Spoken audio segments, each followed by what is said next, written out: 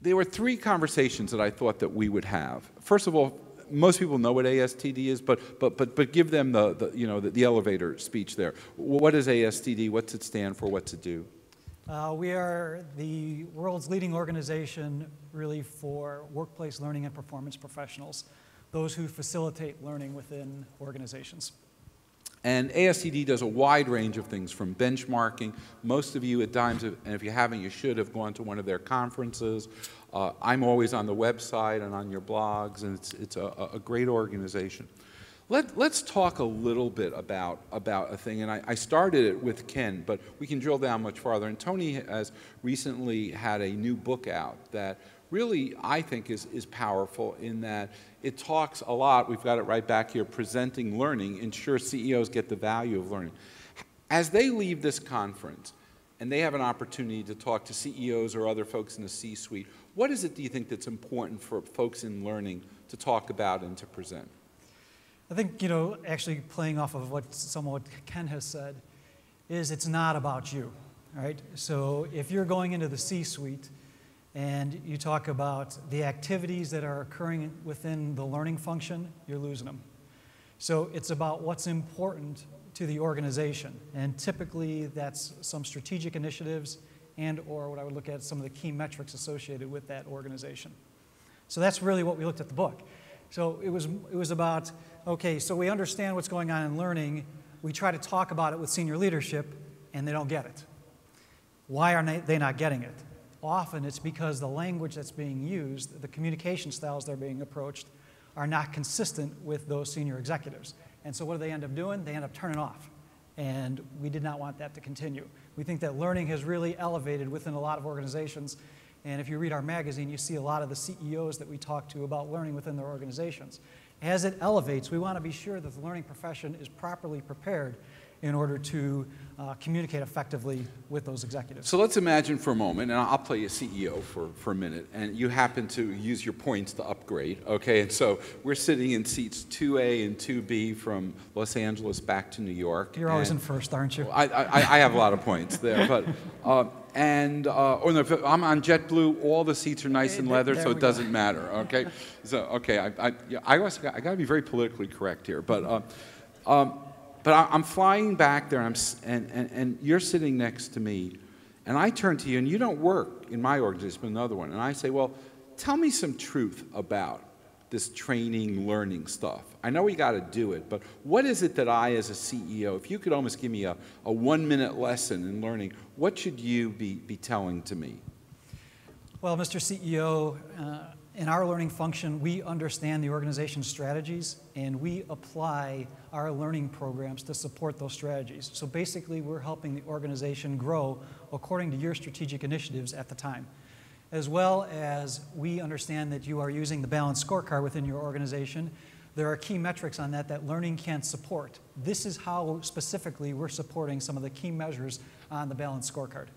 So this is the language, this is the way CEOs are being evaluated and how they're evaluating the organization. What you're doing is you're totally aligning with that. So if I go and I talk about butts and seats or LMS upgrades, that's not a CEO conversation.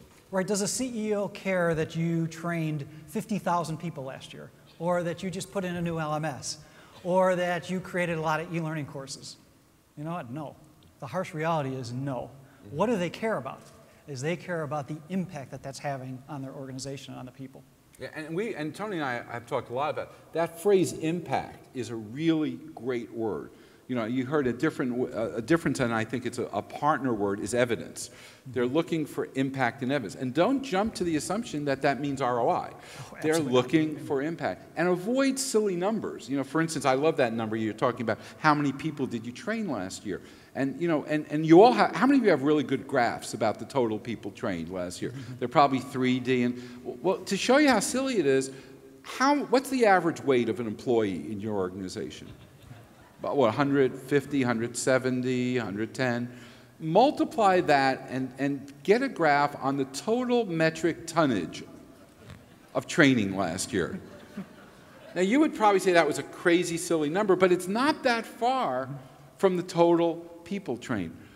What do you think has to be sort of the key impacts You know, is it talent? Is it sales? Is it performance? And how do we get that? Because they aren't easy for us to just collect on a smile sheet at the end of the class.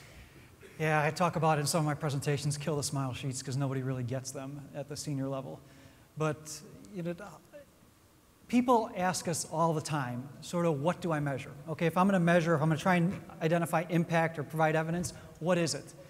There is no magic bullet. It's different for every organization based on the experiences that we've seen, depending on where they are in their evolution. It might be in a manufacturing organization, it might be they need to take another 0.5% out of costs.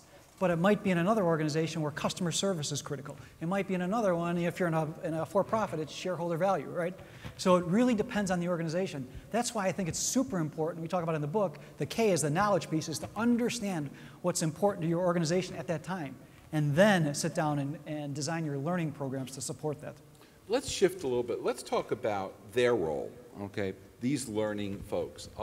We watch the names change. I'm sure you see in your databases too. You know, we used to have tons of trainer, assistant trainer, senior trainer, and now we have, you know, learning analyst, learning technologist, plus other phrases. How do you see our profession morphing? Okay, so when we look at where the profession is and sort of where it needs to go, business acumen is clearly an attribute that everyone in the profession needs to understand if they want to elevate, right? So I have instructional designers come to me and say, I don't really care about that, and that's fine if that's sort of where you want to stay. But if the expectation is you want to elevate, you know, yourself within the organization or any future organizations, business acumen is absolutely critical. Then we also look at one of the hottest topics in the profession today is leadership development. We just talked to Jack Rooney. He's the CEO of US Cellular, and they're a $3.5 billion company based out of Schaumburg, right outside of Chicago.